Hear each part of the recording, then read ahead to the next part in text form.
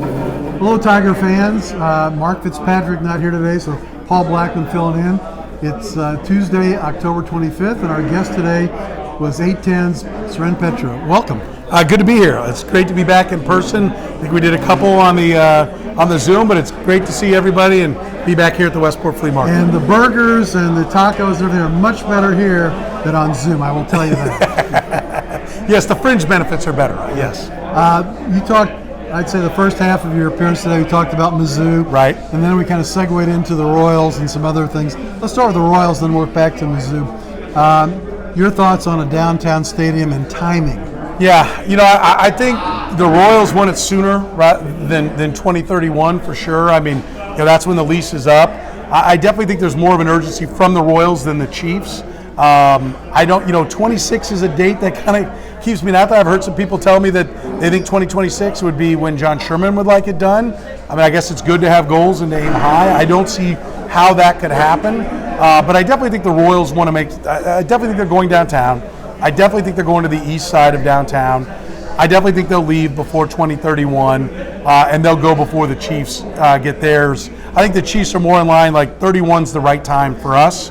I think the Royals feel like the sooner the better. So it's a matter of getting everything done. And listen, I don't know how many people are veterans of building stadiums. I know they've got some people in the ownership group that have been through that before, that are owners of other teams, and so they do have some experience in it. But it just seems like it's a tall order to try to get done that fast. So then we'll get to Mizzou in a second, but let's talk about stadium. In your opinion, and this is Chiefs, we didn't talk about this, right, which of these three I'm going to throw out, and there may be others, is most likely that they tear down the K, build a new football stadium there, and then do something, a village of some sort, where Arrowhead is? 2, renovate Arrowhead and add, if they tear down the K, that's where the village goes. Right. And 3, it goes to the Speedway in Wyandotte County. So, first of all, I would say that, let's go backwards, the Kansas thing. The threat, if you're from Missouri, but Kansas possibility, let's call it, right? I think that is real. I think Kansas would pay. I think Kansas would love, from what I understand, maybe not so much government-wise, but there's plenty of development interest in doing something on the Kansas side. The racetrack is one spot. I've been told there are 3 different locations that are possibilities in Kansas. I know that, I'll call it Plan C for the renovations, would have had a new football stadium going at the K10 and Ridgeview location. That's really where they were looking, not at the racetrack area. So, and I've got that on good authority. Johnson County, K10 and Ridgeview, kind of where that soccer facility is now by Family Leisure. I think that was their area. There's development there now. Is there, would it be tucked in a different spot? Maybe. But so Kansas has always been there. Kansas was there the last time. Kansas will be there. The question is how far will Kansas go?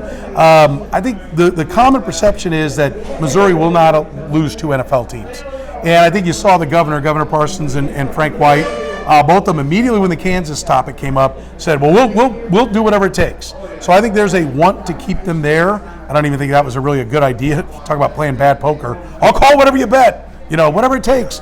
But I think Missouri really wants it. I think Clark Hunt and the Hunt family are very partial to Arrowhead. I think that's where they want to be. I think Kansas is going to have to offer a business proposal that far exceeds whatever Missouri can offer. And if they do, then Kansas gets in play. But I think priority 1 will be at that location. I think it will be, if it's a renovation, it'll be such a renovation that I don't know that you will necessarily recognize it, but I think most likely build new on that location. If I had to bet right now, which I wouldn't, because I really don't think the Chiefs have a plan. I don't think that there is, this is what we really want. I think there is, these are all our options. And I think whoever comes forward with the most, for lack of a better term, money, the best offer may be the one that ultimately lands that. Let's segue to Mizzou. You talked a bit about the rest of the season, the opportunities that are there. Just discuss that for a moment. I think, look, you don't want to have a coach go into a year where it's a must-win situation. Now, it doesn't mean it can't work. My head coach at Syracuse is in that situation. Dino Babers came into that. He had to win this year. Then he's 6-1 with a narrow loss at Clemson. So he's delivering on that. You can certainly deliver in those situations. But I don't think you ever want to be to where, we don't want to give our coach an extension, right? I think you always want to be rolling over a contract.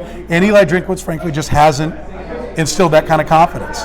He still can, and I think he could do a lot of it this year. Finish strong, beat South Carolina, beat New Mexico State, beat Arkansas, you're bowl eligible, upset Kentucky or Tennessee. Fans are saying, hey, we finished strong with 4 out of our last 5, or whether it be 5 out of our last 6 overall. We're going to a bowl game, arrows pointing up.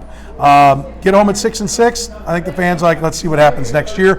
And I think the university may even have to add a year on just to help in recruiting. But the kind of, we're thrilled to give you $2 million more a year. I mean, Sam Pittman's at $6 million a year at Arkansas because he impressed them so much last year that they were thrilled to give him that money. And I think that's where you want to be as a program. And I think, probably winning out is what it would take for that to be the case here. But 7-5 would at least, I think, have, it would give the administration the reason to say we're moving in the right direction, and when we get the quarterback on the field, it will be better. So that's what's at stake for me for Eli Drinkwitz. I think the South Carolina game is really important because I don't know how you play a bad game against Vanderbilt, then lose to South Carolina, then stare down Kentucky and Tennessee. I might have those mixed up, but stare down those two where you're definitively going to be a dog and have a fan base that's excited. And certainly your agent didn't call on the university saying, let's talk about an extension. Let's close with just quick thoughts about Dennis Gates and the Missouri basketball program. I heard nothing but good things about Dennis Gates and the whole, cycle. Before Missouri even, came up, Dennis Gates was a hot name. And so when Missouri got him, I think they got one of the best prospects out there. They paid good money for him. They paid more for him than K-State did for Jerome Tang, which speaks to the demand that was there for him. He had instantly was grabbing players. That's a great sign because it meant that there were kids that were saying, wherever you go, I'm going to go.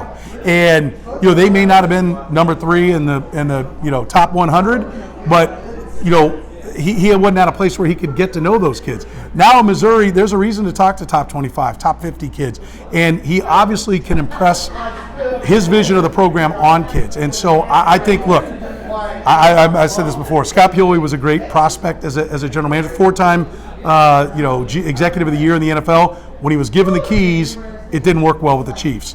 You can be a great prospect and not deliver, but I think there's everything to like about Dennis Gates, and he's been a head coach, right? That's what's different. Quinn Snyder was a great prospect, but hadn't been a head coach. Dennis Gates has been there where it's been in his program, and if I were a Missouri fan, I'd be very excited about where Mizzou basketball is going. Speaking of Dennis Gates and also Robin Pinchton, this Thursday night, October 27th, we will have here at the Westport Flea Market from 6 to 8 o'clock, we'll have Coach Gates, Coach Pinchton in a reception. Come on out and see the new coaches, and they'll tell you all about the new program. Also, next week, we have here at the Flea Market, our regular meeting, we have Missouri wrestling coach Brian Smith. So I hope you'll come out.